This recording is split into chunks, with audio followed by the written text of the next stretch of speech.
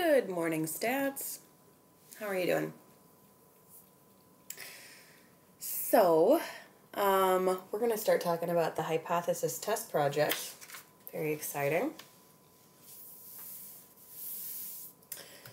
I think this is going to be pretty fun. Always is, although I had to change it this year because, we're at a distance. So, the purpose of this project is to give you some experience seeing a hypothesis testing in action. It'll be due on Wednesday, April 29th. So there are two files that you can download today.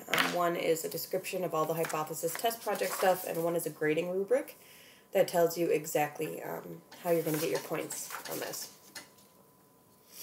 So you're going to have work time Monday and Tuesday to work on this. But the problem is that first you're going to have to get your data. So we're going to have to send out a survey or figure out a way that you're going to collect your data to get all the information for your hypothesis test project. And that needs to be done by Monday. So I'm going to write down here, data collection. By Monday, because on Monday and Tuesday we're going to use that time to make your project.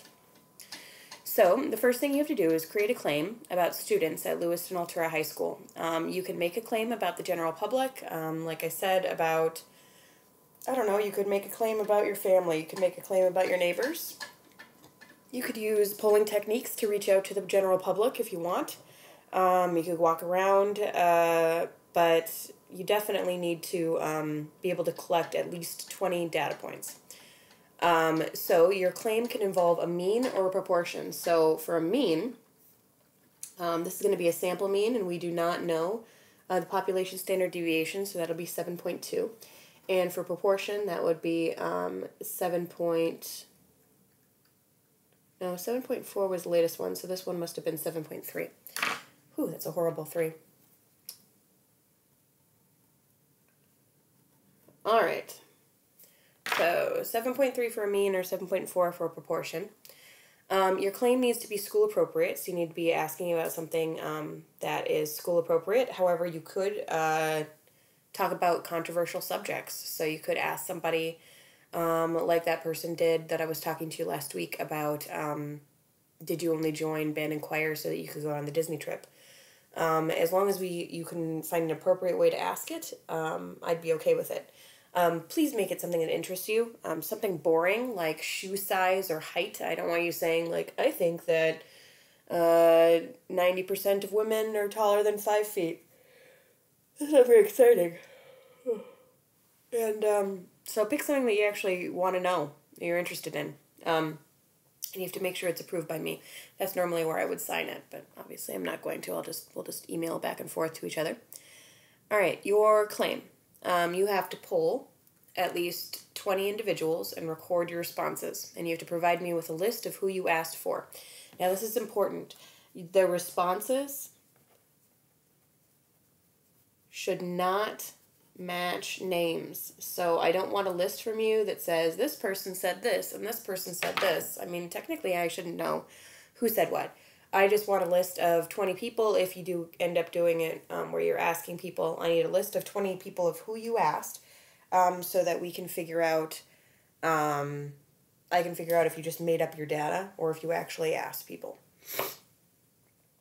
If you choose to poll more than that, you may.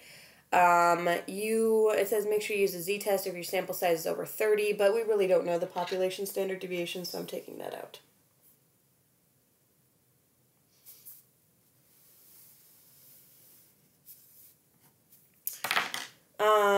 But you can also test a product or an object if you wish. If you choose this option, you could provide all measurements taken. So just like that one where the girl was counting up all of the worms in the driveways. I'm sorry. I'm sleepy. Okay, you could have them measure something else. See if, if this thing really does have this amount in it. But the problem is you still need to provide me with enough data. If you do an experiment, I'd be okay with 10 data points instead of 20, but you definitely need to talk to me about it. Okay, number 3, you have to write 3 or more sentences describing your testing technique. Provide some proof that your sampling was random or you were unable to create a random sample for your project. Explain why.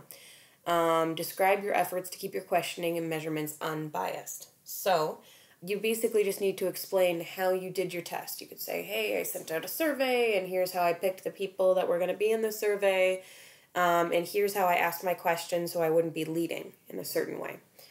Number 4, you have to do a hypothesis test using critical values and rejection regions. So remember, critical values is the same thing as, they're basically those boundaries of the rejection regions. Or p-values with alpha equal 0.05. I don't care how you do this, if you do it on a calculator or what you do, I just need to see your work.